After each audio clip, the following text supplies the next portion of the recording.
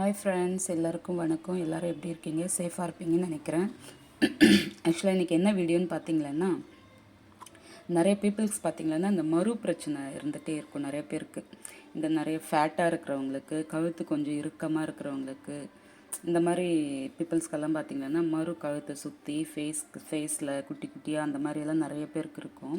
But எனக்குமே அது மாதிரி இருந்ததில்லை. கன்சீவ் ஆனதுக்கப்புறம் கொஞ்சம் உடம்பு கொஞ்சம் ஃபேட் ஆகுமா, கழுத்தெல்லாம் கொஞ்சம் பெருசாகிற டைமில் எனக்கு குட்டியாக ஒன்று ஸ்டார்ட் ஆச்சு. அது பார்த்திங்கன்னா இருக்க கொஞ்சம் பெருசாச்சு. சரின்ட்டு பார்த்திங்கன்னா என்ன பண்ணுறதுன்னு தெரியாமல் தான் நான் இந்த மாதிரி யூடியூப்பில் தான் இந்த மாதிரி பார்த்தேன், வீடியோ ஒன்று பார்த்தேன். அவங்க சொல்லியிருந்தாங்க இந்த மாதிரி வார்டோசின்னு சொல்லிட்டு இந்த ஆயில்மெண்ட் க்ரீம் சொல்லியிருந்தாங்க. இதை நான் ஃப்ளிப்கார்ட்டில் தான் பார்த்தேன், ஃப்ளிப்கார்ட்டில் தான் வாங்கினேன்.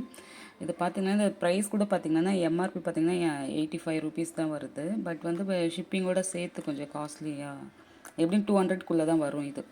இது பார்த்திங்கன்னா லைட்டாக இந்த மறு இருக்கிற இடத்துல அவுட்டரில் கோகனட் ஆயில் கொஞ்சம் அப்ளை பண்ணிவிட்டு அதுக்கு மேலே சின்னதாக டாட் மாதிரி கொஞ்சமாக அந்த மறு இருக்கிற இடத்துல மட்டும் வச்சிங்களேன்னா கொஞ்சம் கரெக்டாக இருக்கும். அது கூடவே ஸ்டிக்கும் கொடுத்துருவாங்க அப்ளை பண்ணுறதுக்குமே.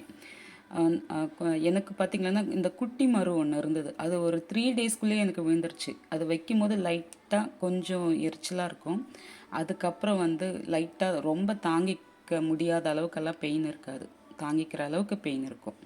இதுதான் நல்லாயிருக்கும், வாங்கி யூஸ் பண்ணி வேணுன்றவங்க வாங்கி யூஸ் பண்ணி பாருங்கள்.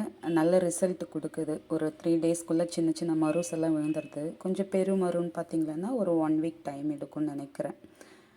அதனால தான் வீட்டில் கிட்ஸ் எல்லாம் வச்சுருந்தீங்களன்னா கொஞ்சம் சேஃபாக வைங்க. அவங்களுக்கு கையை எட்டுற அளவுக்கெல்லாம் வைக்காதீங்க, பார்த்து யூஸ் பண்ணுங்கள். ஃபஸ்ட்டு யூஸ் பண்ணும்போது நீங்கள் கோகனட் ஆயில் அப்ளை பண்ணிவிடுங்க. மறு கவுட்டரில் சுற்றி அப்ளை பண்ணிவிட்டு அதுக்கு மேலே ஸ்டிக்கில் எடுத்து கொஞ்சம் வைங்க. நைட்டில் தூங்க போகும்போது வைக்கலாம், இல்லை ஹவுஸ் ஒய்ஃபாக இருந்தீங்கன்னா ஃப்ரீயாக இருக்கும்போது கூட வைக்கலாம். ஓகே ஃப்ரெண்ட்ஸ், தேங்க்யூ ஃபார் வாட்சிங்.